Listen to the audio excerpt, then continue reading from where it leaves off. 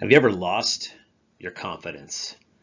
I think there's times all of us in life find ourselves losing our confidence. It could be something like sports or a hobby or in relationships or in our career or job, something we wanted to go after as an entrepreneur. There's a lot of different areas of life where confidence is necessary and helpful.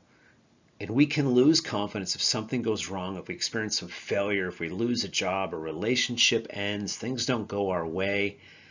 And I know from my career, from my jobs, from my relationships, to playing ice hockey a lot of my life, playing goalie, times I've lost my confidence. So how can we get our confidence back?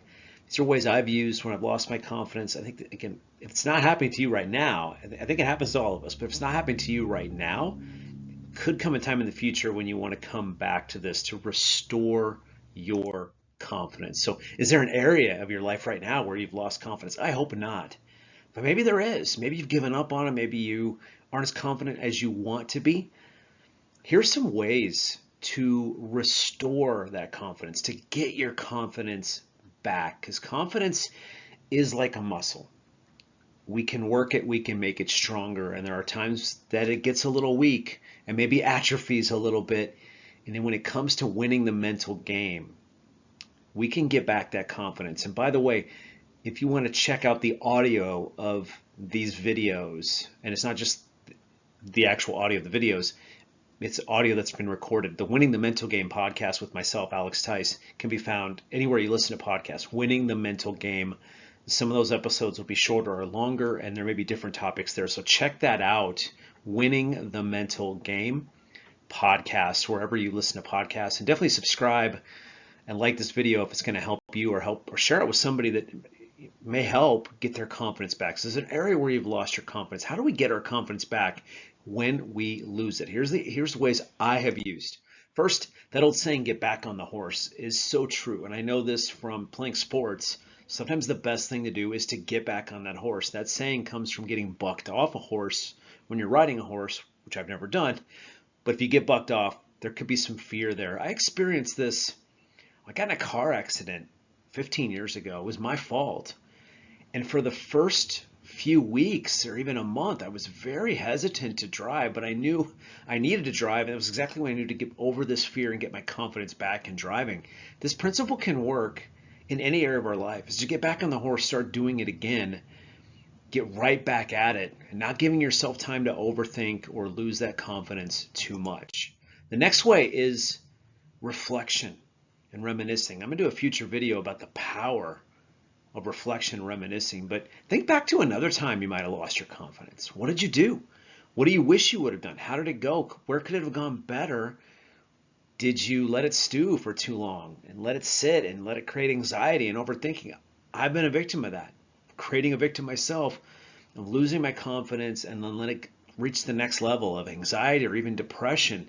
It doesn't have to get that far. Reflect back to a time you might have lost your confidence or not had as much confidence as you wanted.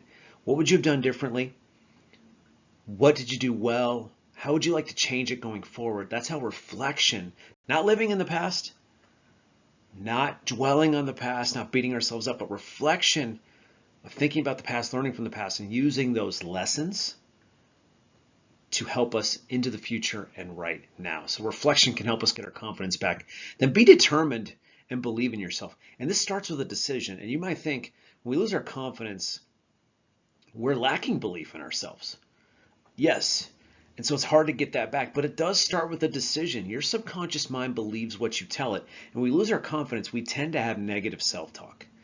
And our subconscious mind is so powerful. It believes what we tell it. It's like a child in that respect, and it just wants to protect you. That's its number one job. That's why it's controlling your heart rate right now, your blood pressure, your central nervous system, the huge file room it's got. It's most robust when it is at its best. When it's doing the most is when you're sleeping. Think about that. Your brain is most active when you're asleep. It's super powerful. But it believes what we tell it, and it can be very simplistic that way. So it starts with the decision to believe in yourself. You don't have to have the utmost confidence. Maybe you don't even believe in yourself right now because you've lost your confidence, but it starts with a decision to say, I am going to believe in myself.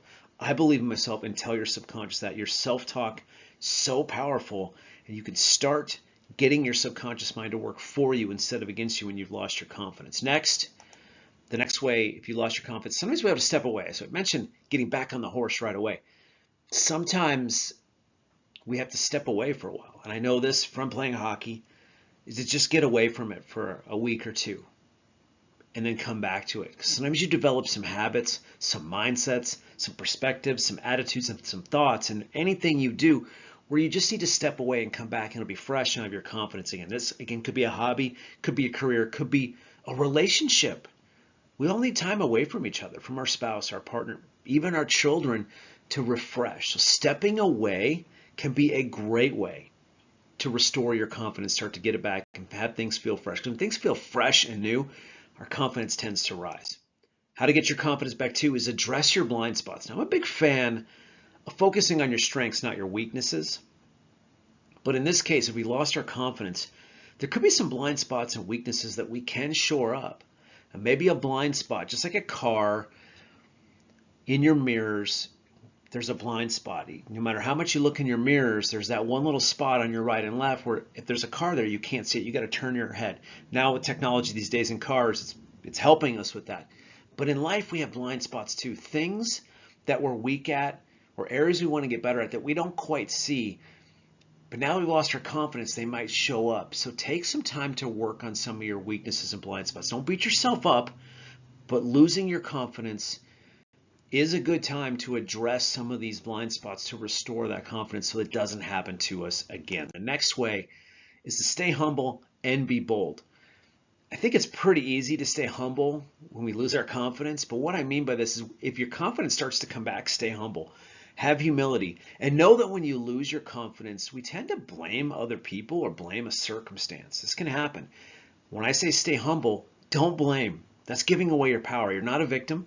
Even if somebody did you wrong, a company did you wrong, a person did you wrong, a circumstance did you wrong, it wasn't fair. It's not going to help us by blaming and playing victim. So stay humble knowing that you have things to learn. You have to face adversity and change to grow and get to the next level of your life. And I believe there's always a new level for us to reach. And when you lose your confidence, it may sound counterintuitive to be bold. But a lot of times that's exactly what we need to do. I can go back to a time when I was at the negotiation table as a consultant. And my confidence was really low and I really needed the consulting gig. And I'm really glad I stepped up to the plate and I was bold with what I wanted. So I didn't look back with regret. This is going to be hard when you lose your confidence, but to get it back and to stay strong and not live with regret or live in the past, stay humble knowing you have things to learn, knowing you can learn from failure and low confidence, and then be bold when you lose your confidence. It's a great way to get it back. Two more ways here. The first to get our confidence back is to improve our body, improve our health, improve our fitness, lose some weight. Confidence transcends. So confidence can transcend when you improve your body, when you work out more, when you get into some fitness, when you lose a little weight. Anything you do to improve your body or health, the way you eat, the supplements you take, your sleep, these will help you restore your confidence. And then this book with the beautiful stars emanating from it means you can learn from other people because confidence is contagious. At a very low point in my professional life, I heard a story of an entrepreneur who had lost his confidence and how he got it back and how he was at the top of his game now, more successful than ever. But it took that failure and that low or lack of confidence to get where he is today. So we can learn from the stories of others. That could be a podcast, that could be a book, an audiobook, a TED Talk, a video. There's no shortage of stories for very low cost or free that we can get inspired by somebody else because confidence is absolutely contagious. And when our confidence is low, we could use some of that contagious confidence. So listen, read, and watch stories of confident people. Learn from their stories, get inspired by their stories. And then stop the comparison. When we lose our confidence, it's really easy to get on social media or to think back to our past or to look at other successful people and compare ourselves. Say, I'm a failure. They have better breaks than I. They get more opportunities than me. They grew up in a better situation than me. That's just giving away your power. Again, it's not going to restore your confidence. Stop comparing yourself to other people. You're in your own race, and everybody has ups and downs, and especially on social media, study after study has shown the more time we spend on social media, the worse we feel about ourselves because of the comparison factor. A lot of social media isn't real. You know this. So stop the comparison if you want to get your confidence back. So here's some action steps from this video, restoring your confidence, simple video. Using PowerPoint on this to just capture this. I'm going to grow this channel. I'm going to continue to provide content, and hopefully it'll help some of you. Share it if you find value in it. You can subscribe to the podcast. Anywhere you listen to podcasts, you can hear audios of these videos and specific audio just for the podcast, and different topics will be on the YouTube channel and the podcast. So go check that out and you can find some of that. But I want to give you some action steps now. Hopefully something I've given you has resonated with you if you lost your confidence or if you lose your confidence in the future. But here's 3 action steps you can take right now to help restore confidence or grow your confidence no matter where it's at. Number 1, take time to reflect. When did you do things well? When would you have changed things for the better? Don't live in the past. Don't beat yourself up, but take time to learn from the past so that we can progress into the future or in the present. Number 2, stay humble and be bold. No matter where your confidence is at, humility is a great attribute. Staying humble, knowing you have things to learn, and approach every situation and person like you can learn from it no matter where you're at with your confidence. And if your confidence is low, it sounds counterintuitive, but be bold. It's a great way to get back your confidence. And number 3rd action step, remember belief in anything we do. It starts with a decision. Your subconscious mind believes what you tell it. And it starts with a decision, even if that belief is so small. I mean, even the Bible says all it takes is a mustard seed of faith to make things happen. And in your mind, it's going to believe what you tell it. So it starts with a decision to believe in yourself, even when your confidence is low. All right, there's 3 action steps. Would love it if you like this video, share this video, and subscribe to this channel as we're going to grow it. Have videos coming out every week to help you win the mental game, all parts of our mental conditioning. Thanks for watching. I hope you have an amazing day. And if you lose your confidence, take these steps to get it back, and you will absolutely win the mental game.